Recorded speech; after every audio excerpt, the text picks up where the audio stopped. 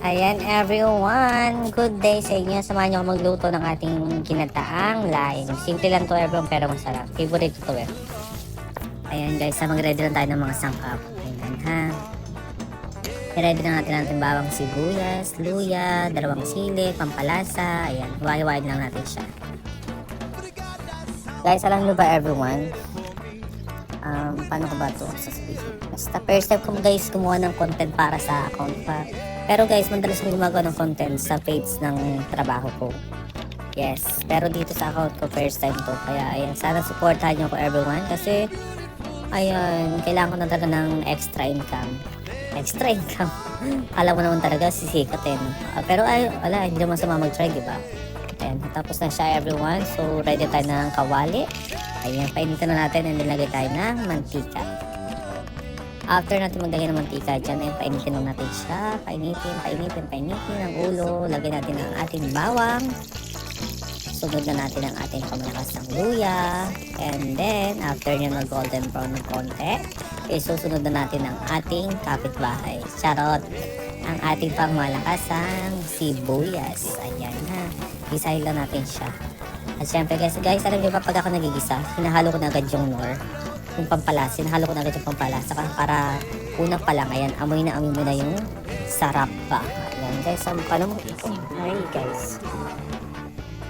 And then po, lagyan tayo ng konting patis.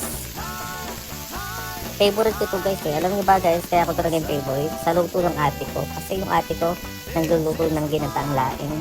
Sa kanya ko unang nakain yung ganyan eh. Napakasarap ng luto ng ate ko. Nagmamatika talaga sa gata. Anagin natin ang ating giniling siya. Gisahin lang natin yun. Oo, super sarap ng luto ng ate ko. Talaga naman. At ang sawag niya, yung maalat na isda. Hindi ko alam tawag sa maalat na isda. Kaso wala akong mabili dito. Kaya yan, giniling na lang ha. Pagpasensya niyo na guys. First time ko talaga magluto niyan. Kaya try lang. Sana mo kung masarap siya. Ayan, after natin mag-isa yan everyone. Ayan, gisahin natin dyan. I-ready natin yung ating laing. Yes. Ilalasod na natin lagay ang ating laing. Ayan, gisahin lang. Lagyan natin ang ating laing. And then, after nyan, haluhon nila natin konti. Ayan. Sunod natin ang ating coconut milk. Ayan, coconut milk. Alright guys. Sana talaga masarap siya. Ayan, after nyan, haluin na natin konti. And then, syempre maglagay tayo ng black pepper. Ayun, lagay natin ating black pepper dyan. So, ayun. Pudpud lang natin yan. And then, halu-haluin na ng konti. And then, takpan na natin yan mga mariko. Mga mariko, takpan mo na. Ayan. Tagal takpan.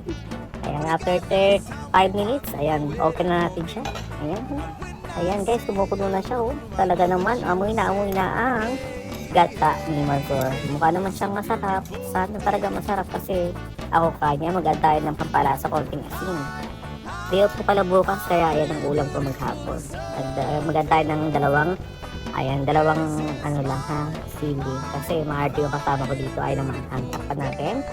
And then after nyan, ayan ha, takpan natin ang takpan. After ng 5 minutes, open na natin ulit yan. Ayan, mukha na siyang luto na. At syempre mag-antay ng suka. Kasi guys, alam niyo naman, mabilis masira. May gata. Baka sakaling mag-preserve siya pag nalagyan natin ng konting suka. Ayan, lagyan natin suka. Suka mo to. Ayan na. Ayan, ay halo-haloin lang agad. And then, after nyan, ayan ha. Takpan na natin. And then, tara, luto na. Ayan guys, mukha naman siya masarap ha. Kain tayo guys. Thank you for watching. Sana guys, supportan niyo ako. Bye-bye!